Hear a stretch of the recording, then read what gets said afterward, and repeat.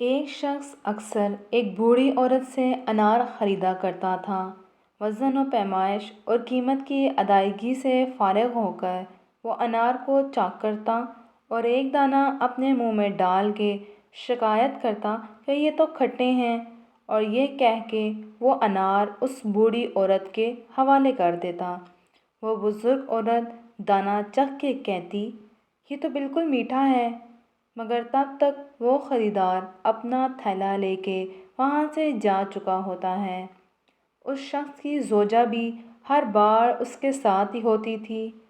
اس کی بیوی نے پوچھا، جب اس کے انار ہمیشہ میٹھے ہی نکلتے ہیں تو یہ روز کا ڈرامہ کیسا ہے؟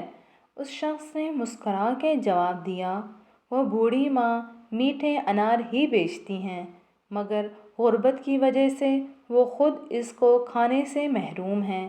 اس ترکیب سے میں ان کو ایک انار بلا کسی قیمت کے کھلانے میں کامیاب ہو جاتا ہوں، بس اتنی سی بات ہے۔ اس بوڑھی عورت کے سامنے ایک سبزی فروش عورت روزانہ یہ تماشا دیکھتی تھی، سو وہ ایک دن پوچھ بیٹھی، یہ آدمی روزانہ تمہارے انار میں ایک نقص نکال دیتا ہے، اور تم ہو کہ ہمیشہ ایک زائد انار وزن کرتی ہو، کیا وجہ ہے؟ یہ سن کے بوڑھی عورت کے لبوں پر مسکراہٹ کھل گئی، اور وہ گویا ہوئی، میں جانتی ہوں کہ وہ ایسا مجھے ایک انار کھلانے کے لیے کرتا ہے، اور وہ یہ سوچ بیٹھا ہے کہ میں اس سے بیگانہ ہوں۔ میں کبھی زیادہ وزن نہیں کرتی، یہ تو اس کی محبت ہے جو ترازو کے پلے کو بوجھل کر دیتی ہے۔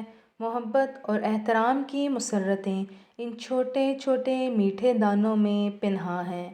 سچ ہے کہ محبت کا صلہ بھی محبت ہے۔ اگلی اخلاقی کہانی کے لیے چینل کو سبسکرائب کر لیجیے۔